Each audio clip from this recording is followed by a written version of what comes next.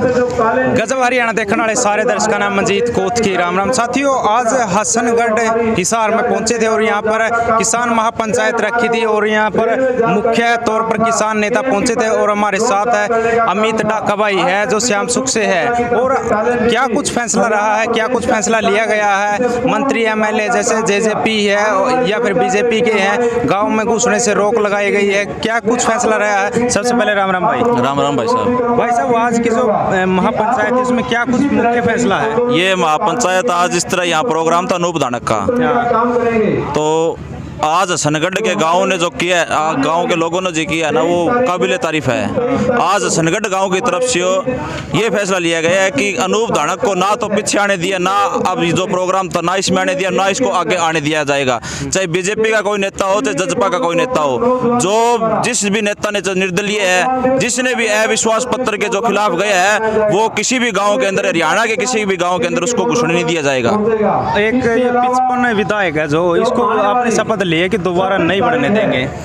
बिल्कुल जी, ये 55 के तो ये पूर्व थे, ये पूर्व विधायक ही कहलाए जाएंगे। अब हरियाणा की जनता के लिए विधायक नहीं है ये हरियाणा की जनता के लिए उस दिन मर गए थे जब इन्होंने किसानों के खिलाफ अपना वोट दिया था। क्योंकि जनता जब चुन के भेजती है, उनका फर्ज बनता है कि अब जब जनता को जरूरत पड़ती है, किसानों को जरूरत पड़ती है, आप उनका साथ दो। लेकिन उन लोगों ने किसानों का साथ देने के बजाय आज सरकार का साथ दिया है, जो कि बहुत ही निंदनीय किया उन लोगों ने। ना उनको किसी गाँव के अंदर घुसने दिया जाएगा, ना ही उनको किसी राजनीतिक कार्यक्रम करना दिया जाएगा, और ना ही उनको किसी कोई भी शादी ब्याह का कार्यक्रम नहीं, कोई किसी भी कार्य के अंदर नहीं जाने दिया जाएगा उनको। किसानों ने हर तरह के हथकंडे वो अपना लिए, जैसे रेल रोकना हो, टोल टैक्स फ्री करना हो, या कई और जैसे रोड जाम भी आ गया, इसमें कई प्रकार के अपना लेनी थी, तो लेकिन सरकार फिर भी नहीं मान रही है। और अब आगे का क्या कुछ रहने वाला है? सरकार तो मान चुकी है, सरकार मान चुकी है, मोदी मान चुका है, किसान आधे से ज्यादा जीत चुके हैं। आज ये देखिए कि अंग्रेजों के टाइम में जब इतने तो आजादी की लड़ाई के अंदर अंग्रेज भी नजरबंद नहीं थे,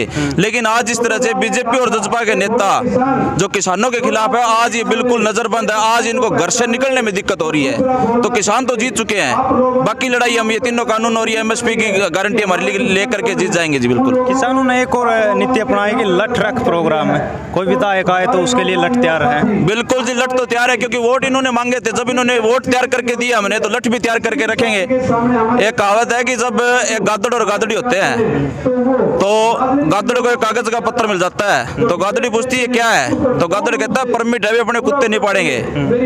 तो जिस तरह कुत्ते पीछे लग जाते हैं, तो गादड़ तो अपने उस घुरी के अंदर चल जाता है, गादड़ी पीछे रह जाती है। कुत्ते पीछे है तो वो कहती है परमिट दिखा, तो गादड़ कहता है अनपढ़ है, परमिट नहीं समझ में आएगा। तो अब इनसे हम परमिट भी मांगेंगे, और इनसे जो इन्होंने हमारे वोट का जो अब ये यूज किया, इन्होंने हमारे खिलाफ इन्होंने यूज किया, उसका भी हम इनसे बदला लेंगे। कल दुष्यंत चौटाला जी लाइव चल रहे थे, कम से कम पौने घंटे के आसपास चले हैं, और वो बोल रहे थे कि मैं लोगों से सीधे बात करूंगा, लेकिन कमेंट चल रही थी किसानों की, एक भी किसान की कमेंट का जवाब नहीं दे पाए। वो मैंने देखा है जी, पंजाब केसरी उस पर लाइव चल रहे थे, जो भी चल रहे, अपना खुद का लाइव चल रहे थे वो वहाँ, तो उसके अंदर किसानों ने पूछा था उसको, दुष्यंत चौटाला को किसान गाली भी दे रहे थे, लेकिन वो उन्हीं के जवाब दे रहा थे जो उसको तो देना चाहता था। बाकी उसने किसी भी किसान के जवाब नहीं दिए, और ना ही उसने किसानों के ऊपर कोई टिप्पणी की, क्योंकि वो तो किसानों के लिए मर चुका है।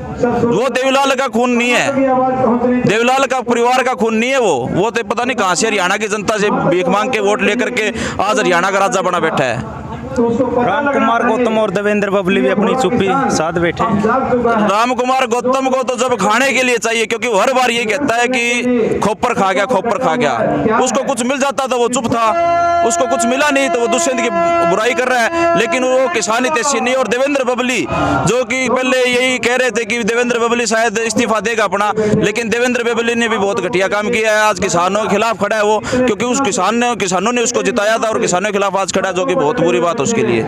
जैसे कि राम कुमार गौतम है, क्या उसके बेटे की सेटलमेंट हो गई है इसलिए वो चुप बैठ गया था? बिल्कुल जी, क्योंकि वो पहले भी बीजेपी का आदमी था और आज भी बीजेपी का। वो तो खुल के बीजेपी का पहले भी समर्थन करता था। वो तो खुद कहता है कि मैंने बीजेपी छोड़ के बहुत घटिया काम किया, क्योंकि बीजेपी मेरा परिवार है। तो वो तो अपने परिवार में है, वो तो अपने परिवार में किसानों के साथ कभी नहीं था। वो 26 तारीख का क्या प्रोग्राम रहेगा? 26 तारीख को हमारा ये जो भारत बंद का ऐलान है, ये पूर्ण रूप से इसको हम करेंगे बिल्कुल अच्छी तरह से। हमारा पहले भी जितने भी प्रोग्राम है, चाहे भारत बंद हो, चाहे रेल रोको हो, चाहे बस का हो, चाहे हमारा कोई भी प्रोग्राम, महिला दिवस हो, हर प्रोग्राम किसानों के पूरी तरह सक्सेसफुल है। और 26 तारीख का जो हमारा प्रोग्राम वो भी पूरी तरह से सक्सेसफुल होगा।